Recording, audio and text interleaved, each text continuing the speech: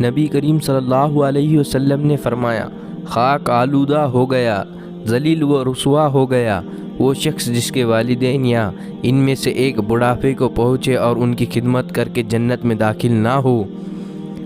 عبداللہ بن مسعود رضی اللہ تعالی عنہ فرماتے ہیں کہ نبی کریم صلی اللہ علیہ وسلم سے معلوم کیا، اللہ تعالیٰ کو سب سے زیادہ محبوب کون سا عمل ہے؟ فرمایا، وقت پر نماز پڑھنا۔ میں نے کہا، پھر فرمایا والدین کے ساتھ احسان کرنا۔ میں نے کہا، اس کے بعد فرمایا اللہ کے راستے میں جہاد کرنا۔ نبی کریم صلی اللہ علیہ وسلم نے فرمایا، صلہ رحمی سے زیادہ جلدی بدلہ کسی نیکی کا نہیں ملتا، اور قطع رحمی سے زیادہ جلدی سزا کسی گناہ کی نہیں ملتی۔ 3 چیزیں اہل جنت کے اخلاق میں سے ہے جو شریف و کریم انسان سے سوا کسی کے اندر نہیں پائی جاتی۔ برائی کرنے والے کے ساتھ احسان کرنا، ظلم کرنے والے کو معاف کرنا، کچھ نہ دینے والوں پر بھی خرچ کرنا۔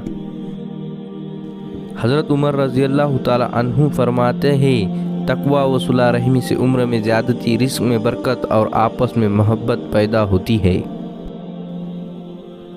حضرت حسن بصری رحمۃ اللہ علیہ فرماتے ہیں کہ جو لوگ علم کو ظاہر اور عمل کو ضائع کرے، زبان سے محبت کا اظہار کرے اور دلوں میں نفرت رکھے، رشتہ دار سے قطع تعلق کرے، ایسے لوگوں پر اللہ تعالیٰ لعنت کرتا ہے۔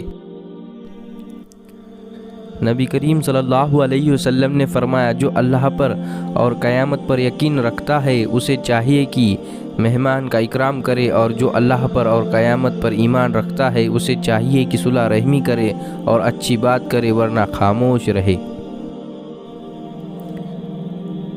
نبی نے فرمایا، سچ بولنے کا اپنے پر لازم کر لو، کیونکہ سچائی نیکی کی طرف اور نیکی جنت کی طرف لے جاتی ہے۔ آدمی سچ بولتا ہے اور اس کے لیے کوشش کرتا رہتا ہے، یہاں تک کہ اللہ کے یہاں سچوں کی فہرست میں اس کا نام لکھ دیا جاتا ہے۔